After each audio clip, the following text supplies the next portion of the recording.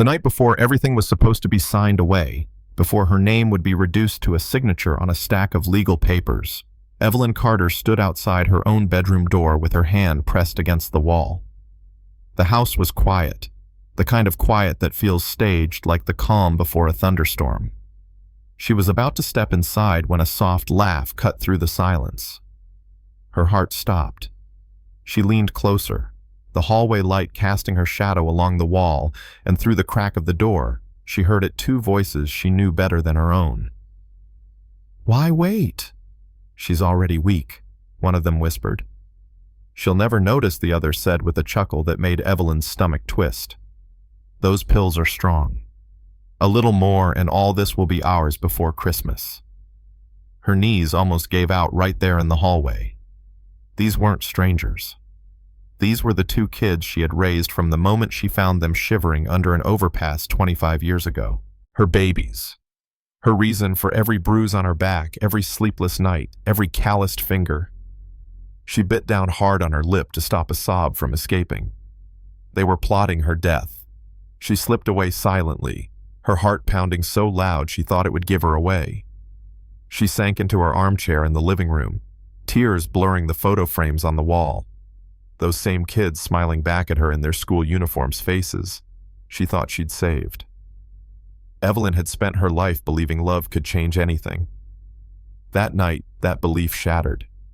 But instead of collapsing, she sat there in the dim glow of her lamp, feeling the betrayal carve something sharp inside her. She'd been underestimated before written off as the woman who scrubbed floors and stitched clothes for pennies. But Evelyn Carter had not survived 79 years of hardship just to die by the hands of her own children. She wiped her tears, straightened her shoulders, and whispered to herself, "Not yet." Evelyn's story didn't start with money. It started with survival. She'd grown up in a shack on the outskirts of Memphis where her mother taught her to mend clothes because buying new ones was out of the question. At 15, she was working double shifts at a laundromat. At 25, she was scrubbing hotel bathrooms, saving every crumpled dollar in a coffee tin under her bed. Folks in the neighborhood used to shake their heads when she limped home late at night. "That woman works too hard for too little," they'd say. Then came that night in January decades ago, when she found them a skinny boy with a busted lip and his sister wrapped in a trash bag for warmth. They were no older than 7. Evelyn crouched down, wrapped her scarf around the girl's shoulders, and said, "Come on, babies, let's get you home." She didn't have much of a home to offer, just a one-room house with a leaky roof, but somehow she made it stretch. She shared her food, her bed, and even her worn slippers when the floor turned cold. She skipped meals so they could eat walked miles instead of taking the bus so they could afford school supplies.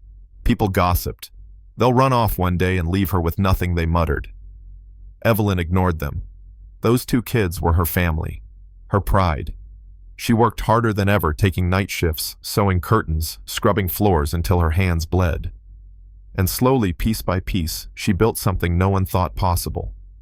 It started with a tiny plot of land she bought with her savings, a patch of dirt everyone else said was useless. She planted vegetables there, sold them at the farmer's market, then bought more land. Years passed, and her grit turned gardens into farms, into real estate and investments, into a fortune that would make headlines one day. Evelyn Carter, the woman they once pitied, became worth $500 million. But you wouldn't know it by looking at her. She still wore patched cardigans, still lived in that modest house, still cooked Sunday dinners for her 2 grown kids, Marcus and Lila she called them. She thought she'd raised them right.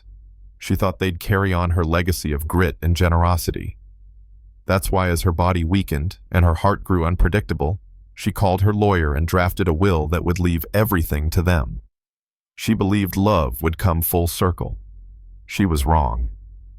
That night, after overhearing their plan, Evelyn didn't sleep. She sat in her armchair, fingers gripping the fabric, listening to the clock tick. At dawn, she picked up the phone and called someone she hadn't spoken to in years, a detective she'd met when she was still selling vegetables. Her voice trembled at first as she explained what she'd heard, but as the detective listened, her voice steadied. "Do you feel safe right now?" he asked gently.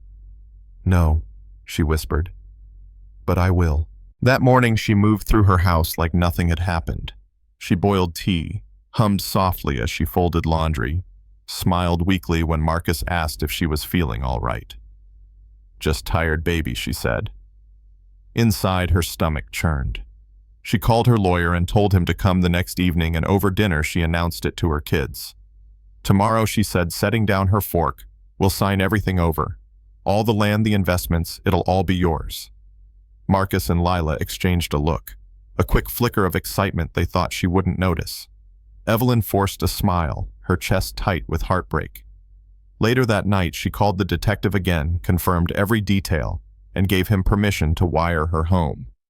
The trap was set. The following evening, the house glowed like it used to on Christmas. Evelyn laid out her best dishes, polished silverware, and lit candles that flickered against the walls. To anyone passing by, it looked like a celebration. Her kids arrived dressed sharp, Lila's lipstick bold, Marcus's watch catching the light. They hugged her, kissed her cheek, and laughed as if she was already gone. Evelyn poured tea with steady hands. She watched them eat, her heart breaking with every bite they took. Halfway through the meal, a knock echoed at the door. Marcus grinned. "That must be the lawyer," he said.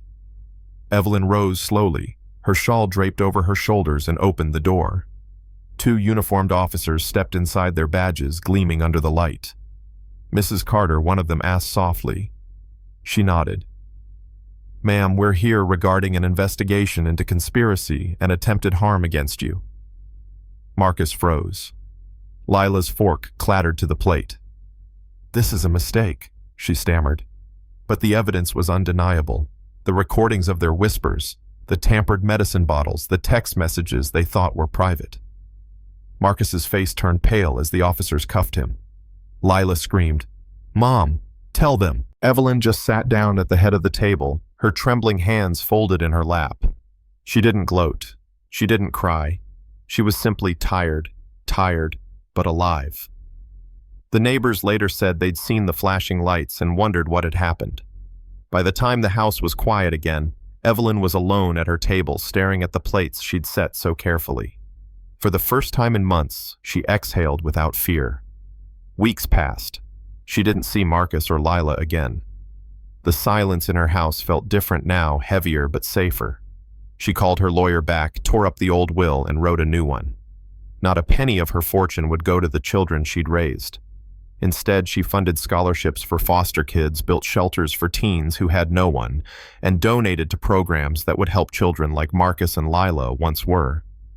Evelyn Carter had been betrayed in the cruelest way, but she decided her legacy wouldn't be bitterness. It would be hope. Her story spread like wildfire in the news. Some called her heartless. Others called her a hero. She didn't care what they called her. She'd finally understood something too many people learned too late. Family isn't always blood, or even the ones you raise. Family is who guards your heart when life tries to break it. I wonder what you would have done if you were in Evelyn's shoes. Would you forgive them? Would you fight back? Or would you walk away and start over? Tell me in the comments. I want to hear your stories. And if this one moved you, hit that like button. Share it with someone you trust, and subscribe for more stories that make us question everything we thought we knew about love, loyalty, and justice.